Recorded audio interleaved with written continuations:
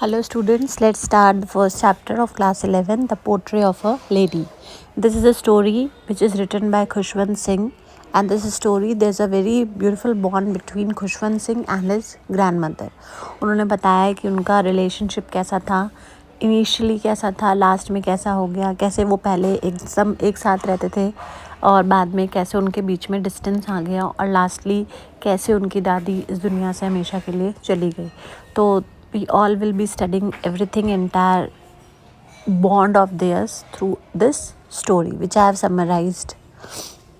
So let's start. The chapter The Portrait of a Lady is a story of a author and his grandmother. जो grand mother है वो बहुत ही old हैं, बहुत ही wrinkled face है उनका, और ऑथर उनको 20 ईयर्स से जानता है. उन्होंने हमेशा उनको ऐसे ही देखा है, इतना ही बूढ़ा, इतने ही रिंकल्ड फेस के साथ. उनका जो पॉस्चर है वो बेंट हो चुका है और वो बहुत ही हॉबल्ड होके घर में घूमती हैं. हॉबल्ड मतलब वो बहुत ज़्यादा ठीक से चल नहीं पाती हैं, तो बहुत ही डिफ़िकल्टी के साथ वो घर में मूव करती हैं. और उनका एक हाथ जो है वो उनकी वेस्ट पे रहता है, जो उनको अपना पॉस्चर मेंटेन करने में हेल्प करता है. और एक हाथ से वो अपने जो माला होती है उसके जो बीड्स होते हैं, उसके जो मोती होते हैं, उसको प्रेयर के लिए यूज़ करती हैं. तो एक इमेजिनेशन आ सकती है आपके सामने, एक फिगर, एक ओल्ड मैन का, एक ओल्ड वुमेन का, जिसमें वो बेंट हुई हैं, काफ़ी बूढ़ी सी हैं, काफ़ी रिंकल्ड फेस है उनका, और एक हाथ से वो अपने बॉडी को सपोर्ट करने के लिए कमर पे हाथ रखती हैं, दूसरे हाथ से वो अपने रोज़री के बीड्स को प्रेयर में यूज़ करती हैं. फिर जो खुशवंत सिंह है वो कभी इमेजिन नहीं कर पाते हैं कि उनकी जो दादी हैं वो कभी यंग रही होंगी, क्योंकि हमेशा से उन्होंने उनको ऐसे ही देखा है. और उनके हिसाब से कि वो बहुत प्रिटी थी, बहुत यंग थी, ये उनको विश्वास नहीं होता था. यहाँ तक कि उनको ये भी विश्वास नहीं होता था कि उनके एक हस्बैंड भी थे. फिर उन्होंने ये बताया कि उनके जो दादाजी थे, उनकी जो पोर्ट्रेट थी वो उनके मेंटल पीस, जो ड्राइंग रूम में एक फायर प्लेस था, उसके चारों तरफ मार्बल या सीमेंट का स्ट्रक्चर के ऊपर एक प्लेस होता है, वहाँ पे आप अपने ऑनर्ड लोगों की फ़ोटोज़ लगाते हो. तो उनके दादाजी की फ़ोटो भी वहाँ पे लगी हुई थी, और उनके दादाजी भी फ़ोटो में बहुत ही बूढ़े लग रहे थे. ऐसे लग रहा था कि वो 100 साल से कम के नहीं हैं. उन्होंने एक लॉन्ग टर्बन पहनी है और वो फिटेड क्लोथ्स पहने हैं, और उनकी दाढ़ी है वाइट कलर की, जो कि इतनी बड़ी है कि उनका चेस्ट वाला पार्ट जो है उसमें से पूरी तरह से कवर हो जाता है. वो बिल्कुल भी ये बिलीव नहीं कर पाते हैं कि जो फ़ोटो में जो उनके दादाजी हैं वो कभी किसी के हस्बैंड रहे होंगे या उनके कभी बच्चे रहे होंगे. उनको यही लगता है कि वो इतने ज़्यादा बूढ़े हैं कि उनके हमेशा ग्रैंड पेरेंट्स रहे होंगे, बहुत सारे ग्रैंड चिल्ड्रन रहे होंगे बहुत सारे. तो ये सब चीज़ें हैं जो वो कभी भी मतलब बिलीव नहीं कर पाते हैं. बहुत रिवोल्टिंग होते हैं थॉट्स, मतलब वो बहुत मुश्किल होता है उनके लिए ये सब विश्वास करना. फिर उनके बाद उनकी जो दादी है, उनकी दादी उनको बताती है कैसे वो बचपन में खेलती थी, कौन कौन से गेम्स खेलती थी, स्टोरीज़ वगैरह बताती हैं. तो खुशवंत सिंह को बिल्कुल भी विश्वास नहीं होता है, क्योंकि वो इमेजिन ही नहीं कर पाते कि दादी उनकी कभी यंग रही होंगी, कभी प्रिटी रही होंगी और कभी गेम खेलती होंगी. तो उनको लगता था कि ये सब जो कहानियाँ, ये सब जो स्टोरीज़ हैं वो फेबल्स हैं. फेबल्स मतलब मॉरल स्टोरीज़ हैं जो कि प्रॉफिट्स वगैरह बताते हैं. तो ये दादी उनकी कहानियाँ हमें अपनी कहानी की तरह बताती है. फिर बताते हैं कि उनकी दादी कभी चेहरे से प्रिटी नहीं थी, लेकिन वो मन से बहुत ही सुंदर थी, क्योंकि उनमें वैल्यूज़ थे, उनमें आइडियल्स थे जो खुशवंत सिंह को हमेशा फॉलो करने के लिए बोलती थी. ये सारी चीज़ें थी जो उनको बहुत ज़्यादा क्या बनाती थी, सुंदर बनाती थी. उसके बाद उनकी ग्रैंड मदर घर में हमेशा वाइट कलर की स्पॉटलेस साड़ी पहनती थी, जिसमें कोई भी दाग धब्बा नहीं रहता था, और वो घर में डिफ़िकल्टी से मूव करती थी. वो जो मैंने स्टार्टिंग बताया था कि एक हाथ से अपने बेंड पॉस्चर को मेंटेन करती थी और एक हाथ से अपनी रोज़री में उसके बीड्स को प्रेयर में यूज़ करती थी. शुरुआत में ऑथर और उनकी ग्रैंड मदर के बीच में बहुत अच्छा रिलेशनशिप था. जब वो छोटे थे तब उनके फादर मदर को जब शहर जाना पड़ा था, तो वो उनकी दादी के पास उनको छोड़ के चले गए थे. तो दादी का रूटीन था खुशवंत सिंह जी को उठाना, उनको रेडी करना, और रेडी करते टाइम वो मॉर्निंग प्रेयर्स जो थी वो गा के उनको सुनाती थी, ताकि वो उनको सुने और उनको याद हो जाए. लेकिन खुशवंत सिंह इसलिए सुनते थे क्योंकि उनको दादी की आवाज़ बहुत पसंद थी, और उन्हें कभी चिंता नहीं की उनको उससे लर्न करना है. फिर उसके बाद वो हमेशा सुबह उनके लिए एक वुडन स्लेट तैयार करती थी, उनकी इंक पॉट, उनका एक रेड पेन, सारी चीज़ें बांध के उनको देती थी ताकि वो स्कूल के लिए रेडी हो सकें। ब्रेकफास्ट में उनको मोटी सी चपाती जिसके ऊपर वो ब्रेड और शुगर स्प्रेड करके उनको खिलाती थी। और जब वो स्कूल के लिए जाते थे तो उनकी दादी अपने साथ और भी बहुत सारी बासी रोटी लेके जाती थी ताकि जब रास्ते में उनको गाँव के डॉग्स मिलेंगे, विलेज डॉग्स मिलेंगे, तो वो उनको वहाँ पे खिला सकती है।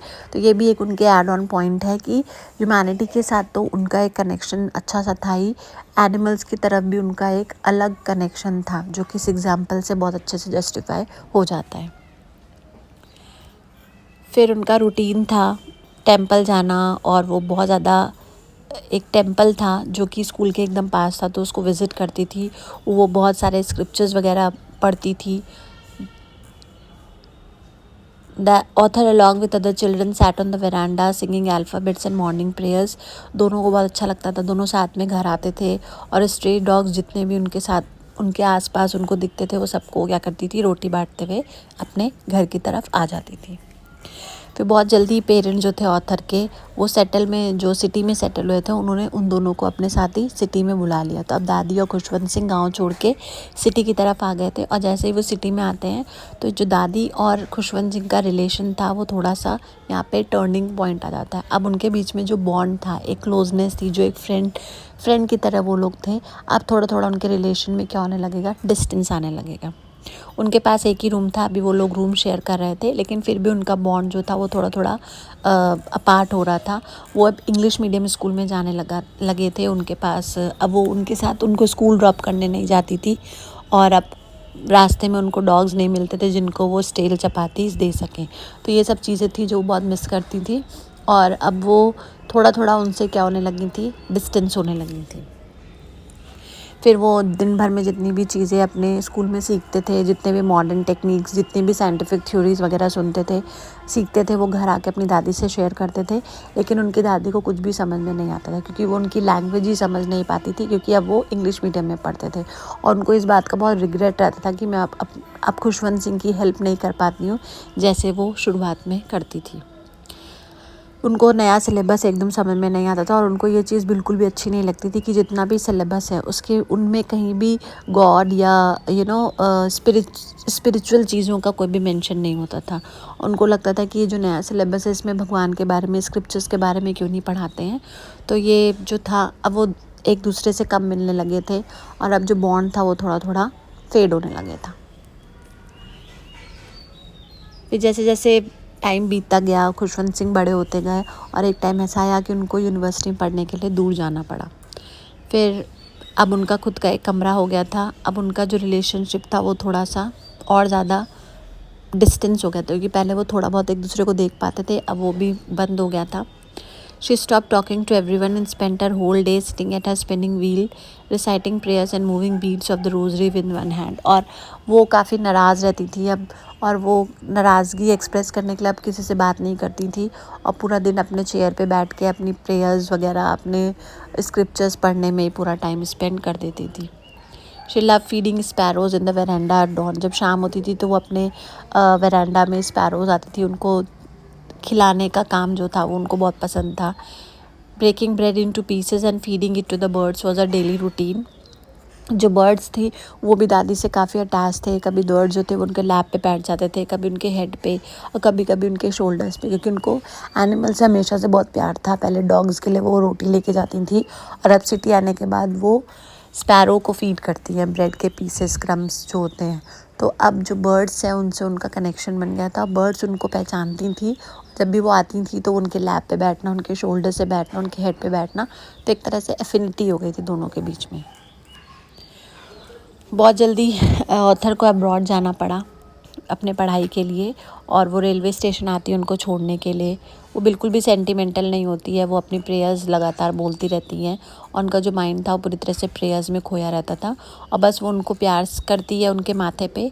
और 5 इयर्स बाद वो जब रिटर्न करते हैं वापस अपने घर में, तो वो वहाँ पे होती हैं, उनको रेलवे स्टेशन में पिक करने गई होती हैं, और खुशवंत सिंह देखते हैं कि वो बिल्कुल वैसी ही हैं जैसे वो 5 साल पहले थी। मतलब 20 साल से वो उनको पहले से जान रहे थे, और अब ये सारे ईयर्स मिला के उनको लगता है कि उनकी दादी ऑलरेडी इतनी बूढ़ी हो चुकी थी कि वो और बूढ़ी हो ही नहीं सकती थी। तो वो बिल्कुल वैसी की वैसी थी जैसे वो उनको 5 साल पहले देख के गए थे।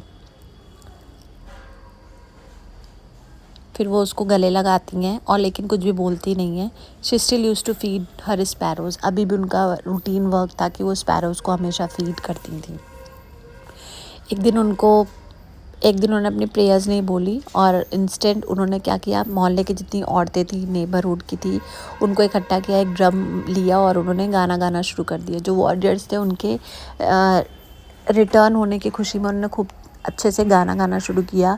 उनको लोग मना करते रहे कि आप इतना मत गाइए कि आपको स्ट्रेस पड़ेगा बिकॉज ऑफ ओल्ड एज, पर उन्होंने किसी की नहीं मानी और वो खूब गाना गाती रहीं और नेक्स्ट मॉर्निंग उनको एक फ़ीवर आ गया। उनको काफ़ी उनकी तबीयत ख़राब होने लगी थी।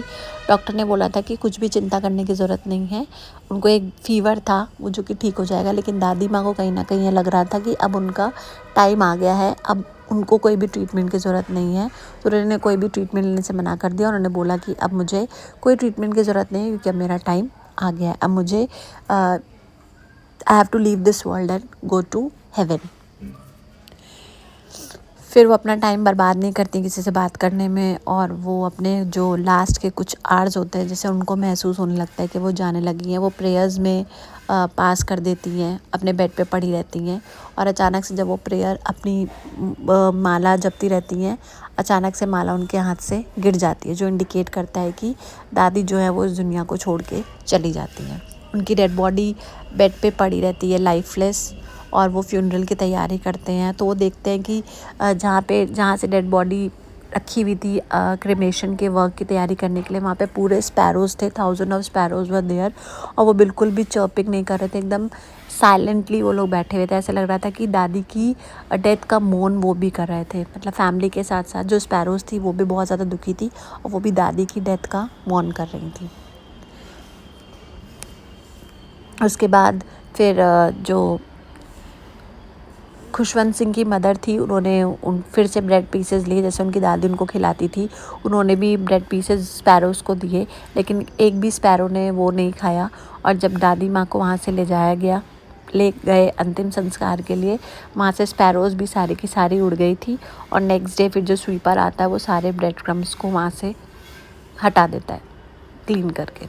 तो ये एक स्टोरी थी जिसमें बहुत ही प्यारा बॉन्ड दिखाया गया है, कैसे हमारे लाइफ में ग्रैंड पेरेंट्स की इंपॉर्टेंस होती है। यहाँ पे खुशवंत सिंह और उनकी ग्रैंड मदर के बीच में एक बहुत ही अच्छा सा कनेक्शन दिखाया था, जो कि बचपन में बहुत स्ट्रॉन्ग था, लेकिन बड़े होते होते क्योंकि खुशवंत सिंह बड़े होने लगते हैं, वो अपने करियर की तरफ थोड़े सीरियस होने लगते हैं, तो दोनों के बीच में डिस्टेंस होने लगता है और कैसे उनकी दादी उनको एक दिन छोड़ के दुनिया से चली जाती है। तो this was a story poetry of a lady by Khushwant Singh.